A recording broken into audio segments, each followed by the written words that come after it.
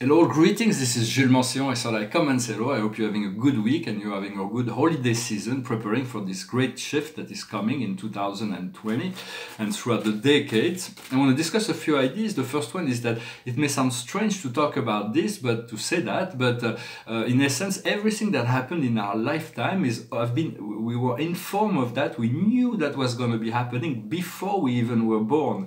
Everything has been pre-designed. Every event has been planned. My guardian angel told me that not all the details are worked out in advance, but all the great lines are already designed, and where we're going to end up is already predestined. And so there is a great deal of predestination, although we do not know, we do not understand that just yet. Everything came about education. And knowing and incarnation is always a voluntary choice. Even those who choose to incarnate in the most difficult situation choose it because of education and for assisting the planet, for teaching. As light workers, we can to assist the planet and teach the world. For the planet is, of course, we want to assist humanity, but humanity is, we're here to help the planet. And humanity is just one part of it. There is so much more than just humanity. Just humans have become the dominant species about 1 million years ago. Before that, for 80 million years, it was the elephant that were ruling the world. And the elephants were better caretakers than humankind. Humankind hasn't been a really good caretakers. If we don't take care of the planet, it will become uninhabitable, and then because we move from the idea of unity and cooperation to this idea of competition and greed, and so it's all about fame, success, money. I have nothing wrong about any of that, but what good money, fame, and success will do if the earth is uninhabitable. There will be, it's absolutely no point. So we have to become responsible, and we're facing the end of a civilization. There's been many civilizations in the past that are completely forgotten. They've come to the heights of the apex of their evolution, and then they disappeared to be replaced by something else. And so it's not the end of the world, but it's the end of this materialistic civilization that we're facing in the next 10 years. And so that is very rich in many ways, but very poor in spirit. We're going to become a more human society. We're not very human. We're a very animalistic society, and we're going to be growing up into something better. And so we want to move to beyond the competition into the cooperation and unity about this understanding. We have to become more enlightened consumer, for we can have no choice but to consume, to be consumed. We're here to trade and exchange will continue, but for instance, to put your resources, if companies are completely unethical, do not fuel them.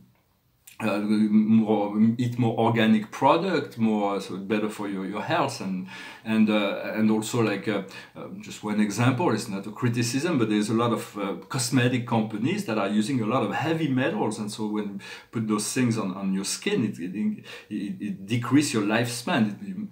Or like companies that are using in order to make the lipsticks shine, they're killing hundreds of whales every year just for that. So look into the companies that are not abusing animals. Maybe even if your lipstick shines a little bit less, at least you feel like, because it's not about the impact that we make directly, because there's very little influence on that, but the intention. It's about manifesting through intention. It's about telling the universe, I am that. This is my principle. And do not fall into self-judgment when you feel you are deviating from the highest integrity. And so have compassion for yourself no matter what, and understand the other people's journey. Do not judge them. They're going through their own path and journey. Everybody is living the life that God gave them. Yet we want to be more conscious, less wasteful, more self-aware. Yet it's not about stopping using cars or planes, or we created that to be used for comfort and pleasure. So it's like if 90% of people stop taking planes, it's much better actually, because for the rest of us, we'll be able to have cheaper and better, more space in the sky and less pollution as well. But it's not if you need to travel, you can go on horseback, or you can take your car. It's like, but it's not about. So there is all this to let go of judgment, yet to be more to see that what you're doing is in alignment with your source. And so we also want to have gratitude, to live in gratitude for what we have. Gratitude, we have so much. We have our eyes, our ears, our nose, our mouth, our hands, our feet. We have so much. We have a roof, we have enough to eat, we have enough to clothe ourselves. Because even those who have nothing, they have already something, because they have... but yet we can also have, so we do want to have this gratitude for what we have, but we also want to have the gratitude for those things we're going to create in the future. Like if we already had them, what we've been asking for, to have the gratitude for that. And another thing we want to be grateful for is for our organs, for the physical body. We breathe in and out, and the oxygen is being naturally distributed in the blood and throughout the whole body. When we eat, the food is being decomposed, and there is this whole incredible process that is happening outside of our consciousness that the body does. And we want to have gratitude for all our organs. Our organs are like physical beings. They all have consciousness, so and they will ascend with us. So we want to have gratitude for your heart, for the blood, and for what it does as a central. It's the element fire. When a gratitude for your lungs is the metal element, a gratitude for your liver is the wood element, a gratitude for your kidneys is the water element, and the gratitude for your spleen, it's the earth element, plus the stomach and the brain, and all those sends gratitude to your physical body for supporting you, for giving you this life experience. And so when the body feels love, it feels better. Also want to say that we want to forgive our past self. For our past self, we didn't know what we knew now, and so it's good to we've learned from experience, and so to have this forgiveness for ourselves. For we've been going through a great desert. It's like and we've been plunged into the abyss. For those, there is many people that have never thought even to address their inner self, and so they live in the programmation and they're comfortable in the programmation, but life will shake them up as well. For we need to address those inner things. But as soon as you want to address these inner things, it's like we're thrown into an abyss. It's like, as Pink Floyd says, the wall was too high, you could not get free. There is so many shadows and things we need to address from within, but this darkness and this abyss forces us to address those things and to see what needs to be released, and then to pray and to move into ceremonies of release, so that God can allow us to let go of those things. For when we came into incarnation, we lost our clarity, we lost our sense of self. We became encapsulated within a physical body that's been conditioned by a social and cultural environment as we grew up in this physical body. And so we need to develop courage, and it's like this normal to have this desire, this longing to come home, to re-become one, to return to this sphere of perfect grace and beauty and ecstasy, where we come from. For there is the priority of the soul, that is to develop this compassion and this courage and this lucidity. Yet it's not easy to let go of the mortal habits. Understand when all else is lost, to have compassion rather than self-judgment for ourselves or for others. It is important. For all that is false that we've been confronting are just illusions. We are asked to let go of those things that do not truly belong to us, that are illusions of false things. And so, but it's not easy to let go of all attachments. I'm going to pull some cards with the Voyager. Well, let's see. The situation is the devil's play. The devil's play is to not let anybody demonize you, to enjoy all things of life, yet to let go of those things that are too subconscious. The subconscious do not let the ego dominate you, and to change your life in a positive way, to regain control. What comes around this situation is the rejoicer, is the ability to rejoice, to find joy, to find pure joy, and it's the feminine aspect of femininity. What we see before us is memory that comes back about grief. For it is a beautiful card, but we want to feel the grief, but we do not want we do not want to be attached to it. Grief, so once we let go of the grief, we find disappointment, for we had certain expectations that did not get fulfilled. Disappointment about patience. Disappointment about patience. What have we learned from the disappointment? The man of cup, the surfer, the desire to fulfill our sexual passion. And how can we prevent the disappointment? By being the master, the sage of world, to allow this prosperity and this abundance to flow into our life. Then what in our subconscious, our distant past, is the seeker, the child of want. For we've been seeking, and as we seek, we find.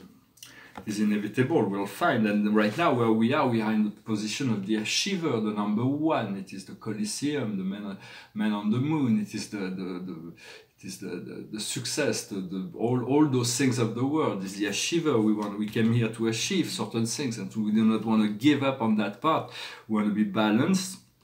For I feel I had many lifetimes in this planet, many forms of incarnation, as man, as woman, as in many forms. I feel like Vini Vidi Vici, in terms of no matter what it is, I've done it before. I've been a spiritual leader, I've been a politician, successful, I've been a king, I've been an emperor, I've been a slave, I've been everything. I've been through this whole process. I've been a poet, I've been an artist, but in this lifetime, my guides told me that I'm here to reconcile the idea of being a simple yogi and as well as being a powerful person of prosperity. So it is part of the process of integration. For that is not really so much. Usually people have this simple life, or they have this powerful expression in the world, but there's very few people have been able to rejoin, to bring those two aspects together, simple spiritual and powerful in the same time.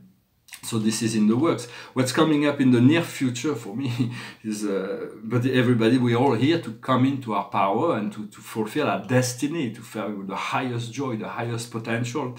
What's coming up in the near future is anger. Anger is completely natural. We can never extinguish anger. Anger comes up as something that is, we want to express our anger in a way that is not negative, and for that we need to breathe. Whenever we feel angry, we need to breathe and send light into the part of ourselves that is in this state of anger. Anger comes because we've been rejected, because we are misunderstood, because we lost time, because we made mistakes, because others made mistakes, and so we want to accept that and to utilize. When somebody made the Buddha angry, he would send him light, would enlighten the soul of the person, and so the person would understand his mistakes, rather than, because if somebody makes you angry and you send negative energy, it will make the person even more negative, and the person will send you more negative energy in return. So it's about disconnecting this cycle of negativity, yet accepting the anger. For God is very has to be really in this state of this fury all the time, to accept the polarity on an infinite level. It is something beyond our ability to comprehend. But what we need to understand, once we understand that, we accept our anger, we calm down, we relax, we bring compassion to ourselves. Is narrowness, is to follow a very narrow road that climbs the mountains, and there is this little door. Sometimes the doors are too small, we can't pass through them, we have to become smaller in order to pass through, or sometimes they're too big, we can't even attain them. But it's about accepting to follow this narrow road, and we'll be led to balance, to harmony. What our strength in the situation is the preserver, the woman of world. It's to understand where we need to put our energy. There are certain things that we need to preserve, certain things that have more value to us. Our soul is already keeping that aligned, our soul and our spirit, but it's about returning to this alignment and preserving those things that have value, the most value to us, those principles, those dreams, those visions, those ideas.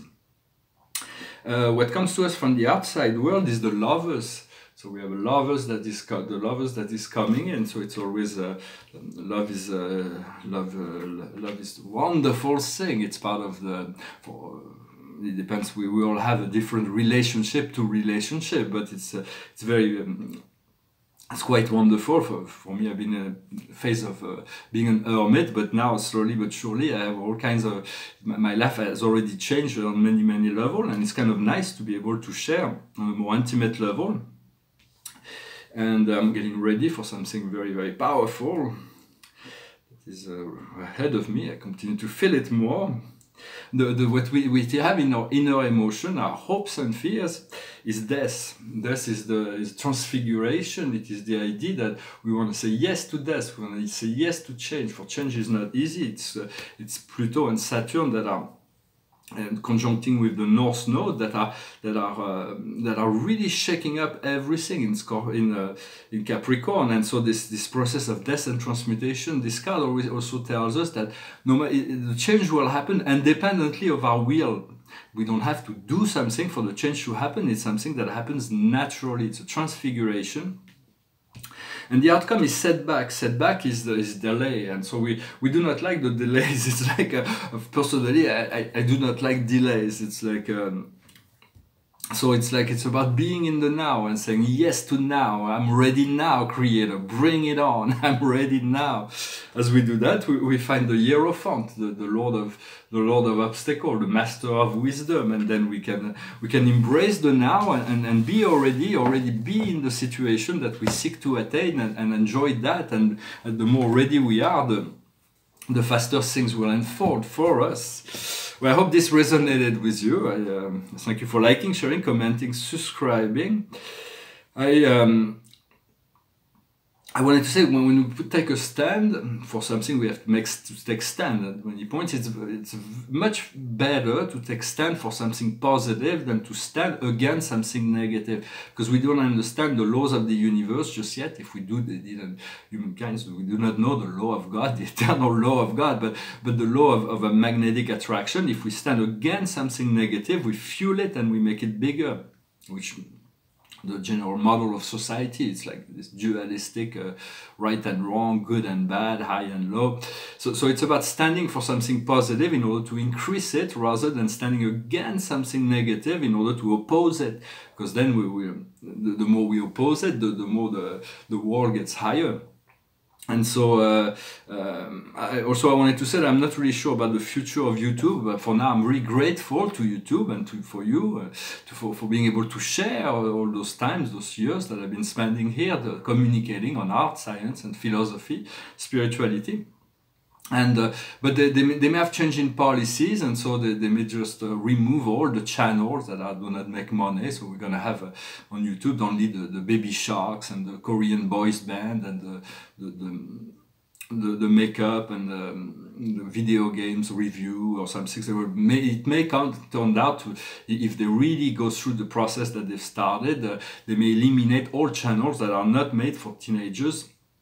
At which point other platform will form, because everything has to change. Those people who have created those big internet companies have already made billions, and so they can just say they don't really care that much about it. They can just for at the beginning of internet, it was only AOL. That was the only social media, and then MySpace came. It became the #1 social media, and then it vanished. And maybe in 10 years we'll have completely forgotten.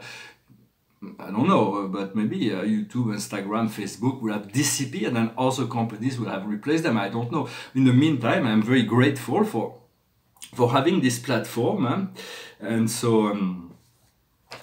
we will see what happens and what will happen. If not, so many things are going to change, and so it doesn't really matter. But in the meantime, we're here and now, and it's happening. And so we want to be in this gratitude, no matter what happened. It's all about love and gratitude. And I'm gonna finish with a song. The paintings behind me. This was a very Zen painting with just a ladder, but it was really too empty.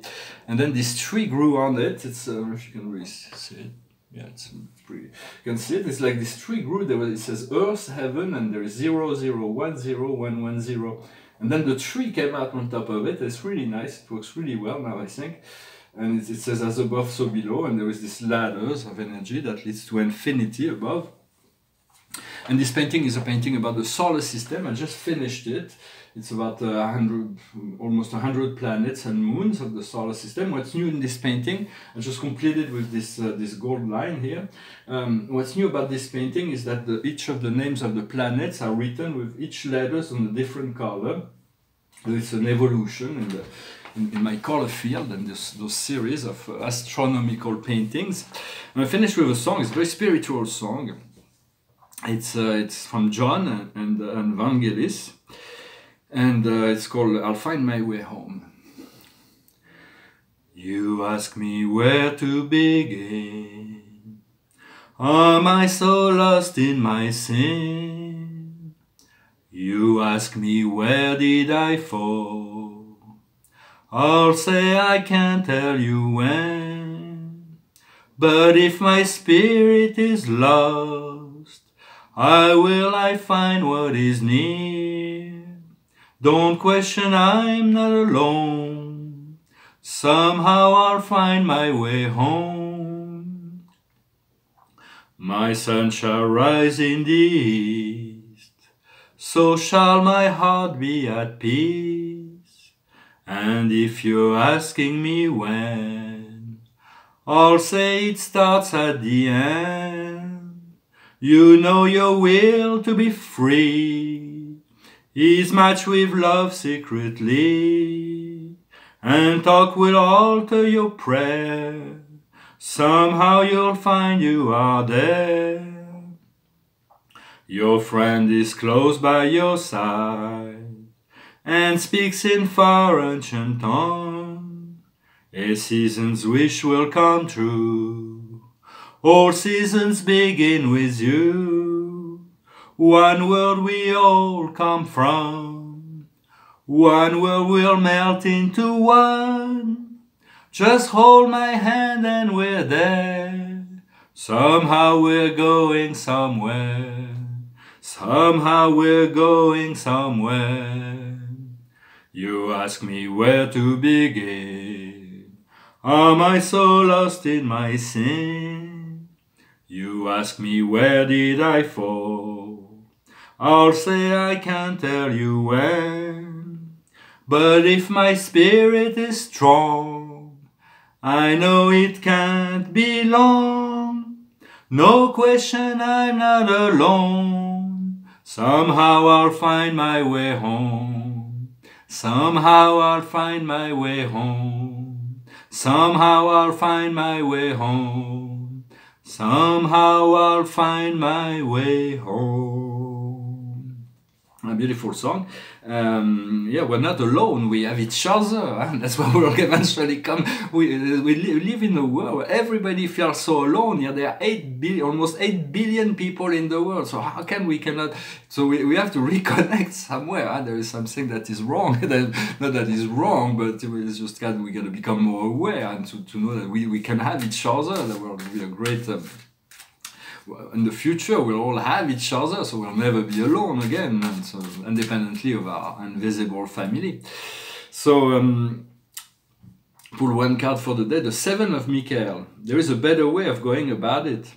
To go about it alone is not the best solution. Do not neglect the details. So there are details to be addressed, and so it is about taking the light side of the road and to seek the connection, to seek assistance, to seek cooperation from others rather than competition.